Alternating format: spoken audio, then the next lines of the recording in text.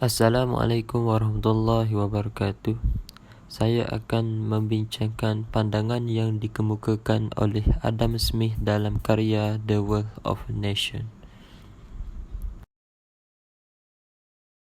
Pendahuluan.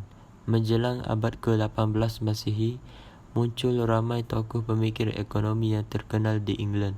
Mereka mengemukakan pelbagai idea bagi menyelesaikan masalah ekonomi yang dihadapi di England. Antara ahli-ahli ekonomi yang muncul di England, Adam Smith merupakan pakar ekonomi dan ahli falsafah yang amat berpengaruh.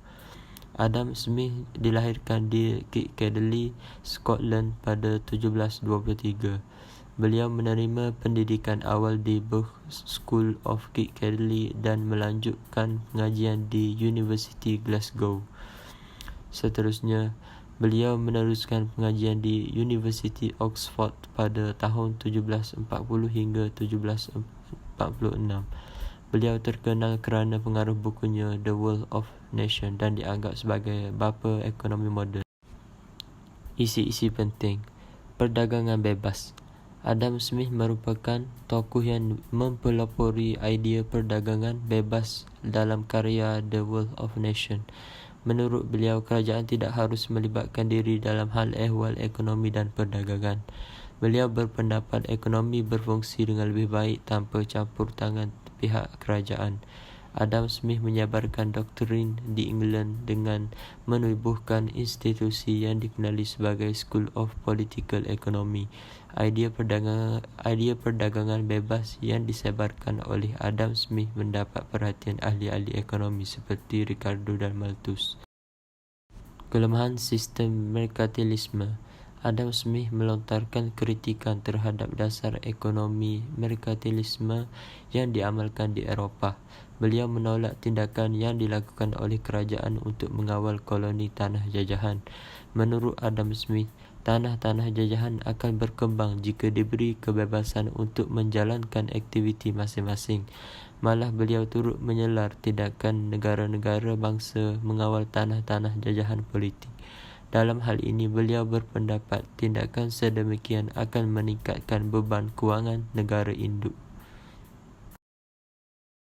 Teori faedah mutlak. Adam Smith menganjurkan teori yang dikenali sebagai mutlak dalam karya The Wealth of Nations. Adam Smith menyarankan agar sesebuah negara menghasilkan barangan yang mempunyai permintaan tinggi. Selain itu, barangan yang dihasilkan juga sukar diperolehi dalam pasaran dan terhad pengeluarannya. Beliau berpendapat sesebuah negara harus mengelakkan daripada menghasilkan barangan yang boleh diperolehi dengan harga murah di tempat lain. Beliau menyarankan sesebuah negara membuat pengkhususan dalam pengeluaran barangan yang mempunyai faedah mutlak. Menurut Adam Smith, terdapat dua faktor yang mempengaruhi faedah mutlak, iaitu faktor iklim dan struktur tanah. Pengkhususan antarabangsa. Adam Smith juga menyarankan agar sesebuah negara melakukan pengkhususan antarabangsa. Menurut beliau, pengkhususan antarabangsa akan memacu kemajuan sesebuah negara. Pengkhususan antarabangsa membolehkan sesebuah negara menghasilkan lebihan produk yang boleh dipasarkan ke luar negara. Perkembangan ini meningkatkan sumber pendapatan dan kekayaan sesebuah negara. Kesimpulannya, pandangan yang dikemukakan oleh Adam Smith menyelesaikan masalah yang dihadapi oleh England. Malah, idea yang dikemukakan oleh beliau dalam bidang ekonomi diterima dan diamalkan. Ternyata Adam Smith merupakan tokoh yang banyak menyumbang kepada kemunculan ekonomi moden. Sekian, terima kasih.